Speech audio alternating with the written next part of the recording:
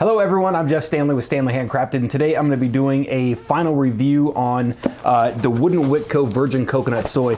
Now, I've been working with this wax for a couple weeks now, probably more like a month now. I've done quite a few candles with it, done a lot of different testing with the wooden wicks, of course, and a couple different cotton wicks, and I've definitely come to kind of a final conclusion on what I think of this wax, and this is kind of what I'm going to go over through here.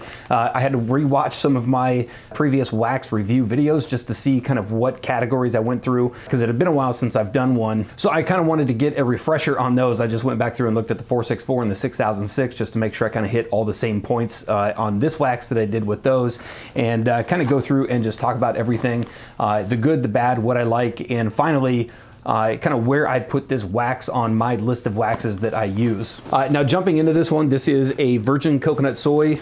This one comes from the Wooden Wick Co. I'll go through and read some of the temps and the fragrance load just to kind of go through and refresh since the last video. So this one, it's a wax that can easily handle 9 to 10%. I use right around like 8 or 9%. I didn't really need to go 10% on this one, so I still put probably right around 8% in this one. It's got 122 degree Fahrenheit, 50 Celsius melt point. Optimal pouring temperature is right around 180, 190, and I definitely played 180 to 190 Fahrenheit, 82 to 88 Celsius, and I definitely played with those a little bit. I poured some hot and I poured some cool just to see if there was really any difference in the pouring temperatures. So first off, right out of the bat, the look of this wax is actually really nice. I like that it comes in the 5-pound slabs. It's real easy to work with.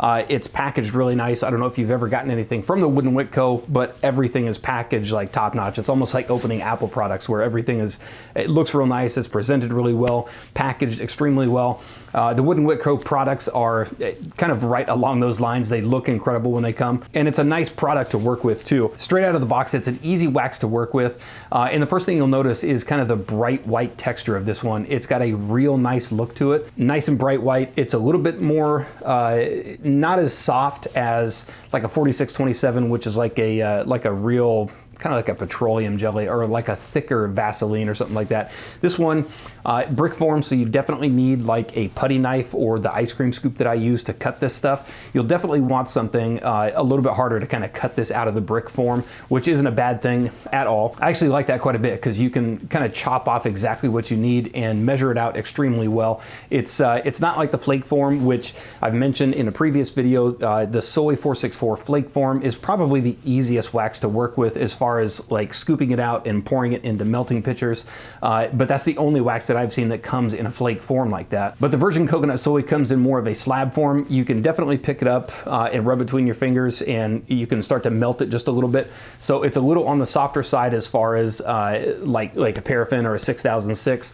And again, that's not a bad thing at all. It's actually a really nice wax. It's got a good melt point because it's softer like that, which means it will definitely work a little bit better with different types of wicks than some of the harder waxes that are out there. One of the other nice things about this wax and the bright white texture that kind of comes with it, or the bright white look, is the fact that it holds color extremely well. Now, I'm going to try to put a couple pictures up here, but I used a couple different colors on this one. They actually set really nice. I used some dye chips and then some liquid dyes. It's not a true one-to-one, like if you see how bright a red is. Most waxes aren't going to be that bright red when you go over to different waxes. Soy being probably one of the worst ones for color retention. If you've seen any of the other videos, you know that soy, when you add color to it, it comes out like a real pastel. So a bright red will come out like a real pink color. Whereas this one, you can put in a bright red and it still comes out really nice. It's a nice looking red.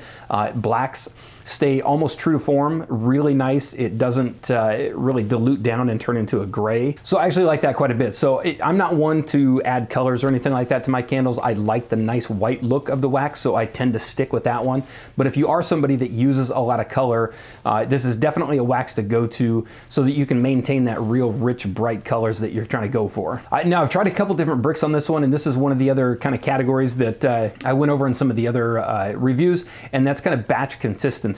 Now, working with a couple different batches on this one, I haven't worked with this one as long as I have 6006 or 464, but the few batches that I have worked with this one, the different bricks that I've gotten, all seem to be very consistent. The hot throw from these has been consistent across a couple of these batches, so I definitely can't fully comment on this one. I mean, I'd like to work with it for a couple years just to see the consistency, but from what I've seen so far in the month or so that I've been working with this one, is the consistency in the batches seems to be pretty good, which is probably one of the biggest complaints I had about 464 is the inconsistency in those batches.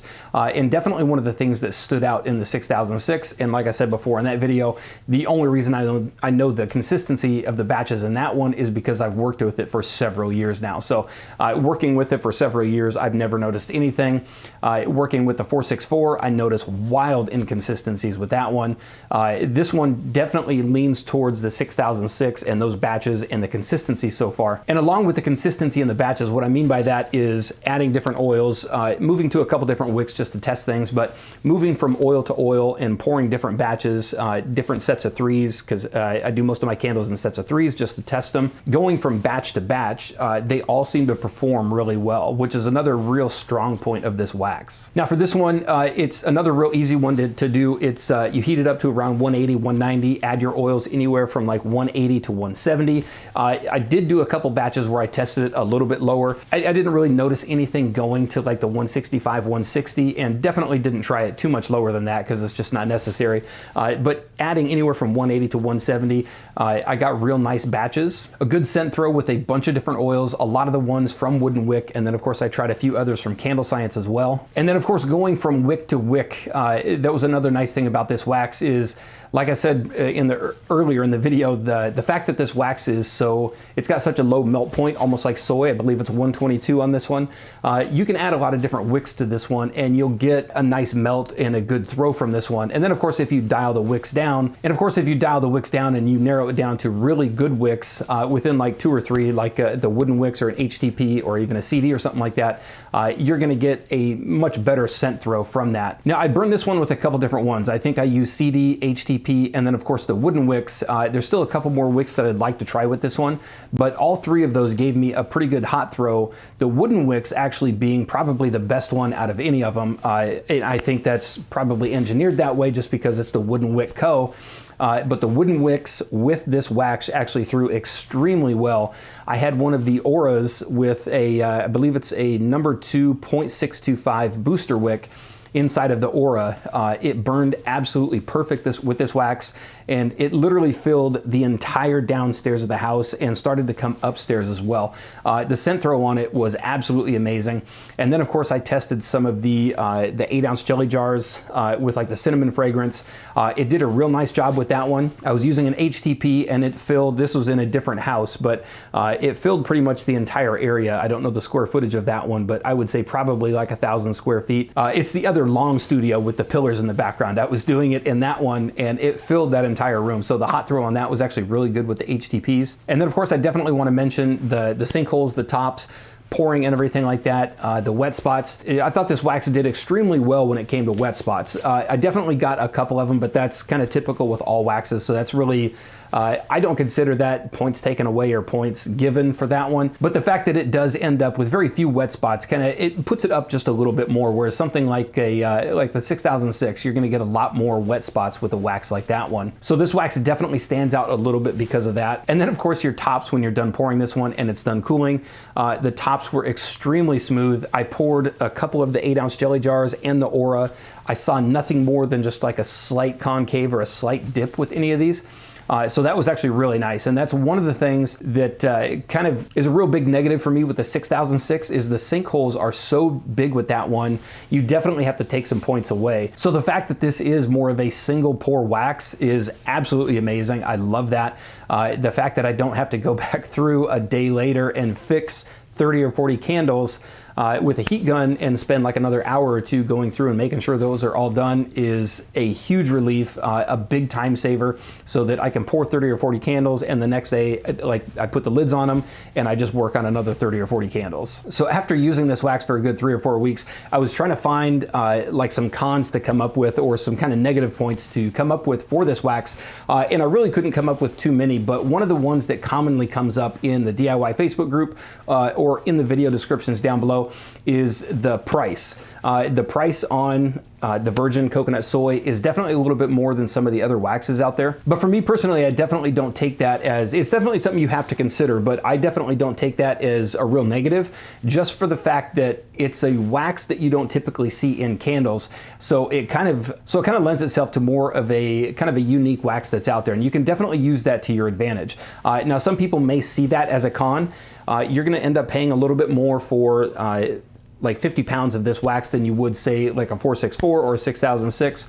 But the fact that you can turn around and kind of work that into your price of the candles, a lot of people that use this wax use it in more of a luxe line or something that kind of, like I said, something that kind of lends itself to a higher price in the candle. But if you're in an area where you can't really put out a $30 or $40 candle and you can only put out like a $15 or $20 candle, that's definitely something that's going to play into kind of your thought process going out and purchasing this wax. But that was definitely one of those things I had to consider when I was kind of putting together my overall thoughts on this wax and recommendations and everything like that. But it was definitely nothing that kept me away from moving to this wax again or purchasing more of this wax in the future. So I guess once it comes down to everything, I actually like this wax quite a bit. I'm still going to use this one moving forward. I think I mentioned it in a previous video. This is easily in my top 3 waxes. You've seen in my previous video that I had 6006 up in that top 3 as well. This is definitely up there with a wax that I love using. The look, the feel, the color retention, even though I don't use color. The look, the feel, the scent throw from this one is really good. This is definitely a wax that I will be using. It's definitely a wax that I would recommend for people, especially if you want to stay away from some of the harder paraffins. The 6006, a lot of people hate using it because of the sinkholes.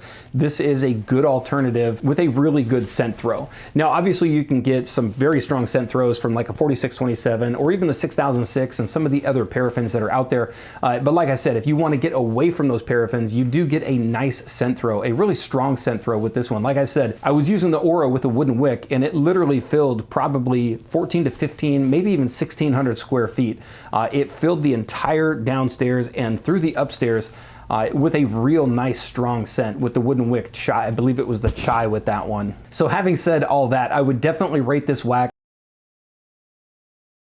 And I hope that rating makes sense with everything that I listed down below. The color, the look, the feel, the scent throw, the pricing, everything like that is why I came to that review or why I came to that number. And again, if you have any questions with this wax or my review or anything like that, please let me know in the comments down below. Like I said, this is absolutely a wax I will continue to recommend and continue to use.